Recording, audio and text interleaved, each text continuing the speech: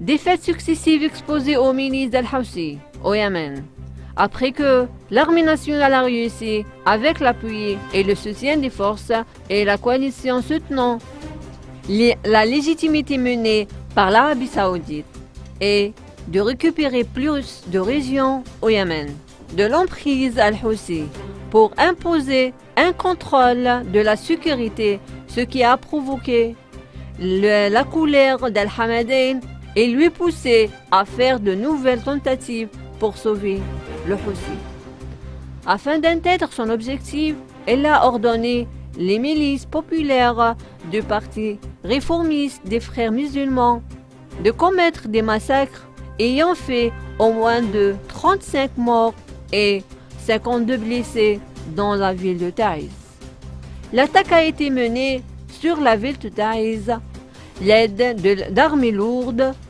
sous le prétexte de viser le quartier général des brigades d'Abu Abbas, l'une des factions de la résistance populaire contre le coup d'État d'Al-Houthi.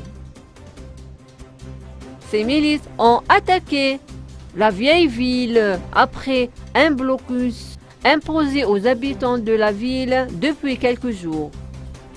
qui leur interdisait l'accès à l'eau et la nourriture. Cette opération a confirmé que la milice de la foule se suivait à la politique d'Al-Houthi, ce qui signifie que les ordres qui leur ont été donnés par le même financement. Al-Hamadain a cherché à former une milice populaire par le biais du parti réformiste suivi des frères musulmans, qui reçoit un soutien financier du régime qatari dans l'objectif de déstabiliser la sécurité et la stabilité des régions libérées. Les tentatives d'Al-Hamadain pour perturber le progrès des forces de l'armée nationale soutenues par la coalition pour la légitimité, dirigée par les Saoudiens, ont reçu une folle gifle après que le ministre des Affaires étrangères des États-Unis, Mike Pompeo, a annoncé le soutien de son pays à la coalition dirigée par les Saoudiens au Yémen,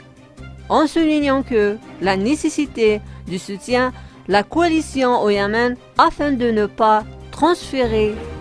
Sanaa au contrôle iranien.